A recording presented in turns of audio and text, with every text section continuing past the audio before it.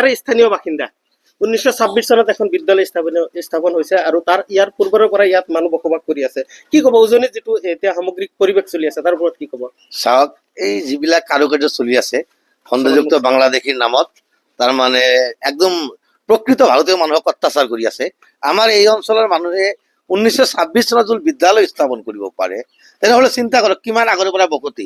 মই শুনামতে এই অঞ্চলৰ মানুহে ব্ৰিটিছক খেদা আন্দোলনতো অংশগ্ৰহণ কৰিছিল বা ইংৰাজৰ জেলো খাটিছিল। সেই মানুহখিনি কেনেকৈ বাংলাদেশী হয়? এই এটা অপৰাধ নেকি? মুছলমান হোৱা মানে অপৰাধ নেকি অসমত? কিন্তু কি ক'ম, চৰকাৰ প্ৰশাসনৰ দিনত, এই বিজেপি চৰকাৰৰ দিনত অসমত যে মানে কি শান্তি শৃংখলা নোহোৱা হৈ গৈছে, এইটো চৰকাৰী পক্ষ ডাইৰেক্ট জড়িত হৈ আছে। আৰু চৰকাৰী পক্ষৰ কথা মতে কিছুমান তথাকথিত সংগঠনে এই চৰকাৰী পক্ষৰ গোলামী কৰি অসমখনত এক অশান্তিময় পৰিৱেশ সৃষ্টি কৰাৰ কাৰণে প্ৰকৃত ভাৰতীয় নাগৰিকখিনিক অত্যাচাৰ কৰি আছে। এইটো এটা ৰাজনৈতিক হিংসা। যদি ভাই বাংলাদেশী আছে, সিহঁতক পৰীক্ষা কৰিব লাগিব। বাংলাদেশী খেদোৱাৰ নামত প্ৰশাসন ব্যৱহাৰ কৰিব লাগিব। কিন্তু এই চিতু বৰুৱা, শৃংখল চলোৱা, ইহঁত কোন অথৰিটি হয়? কেনেকৈ সিহঁতে বাংলাদেশী খেদাব?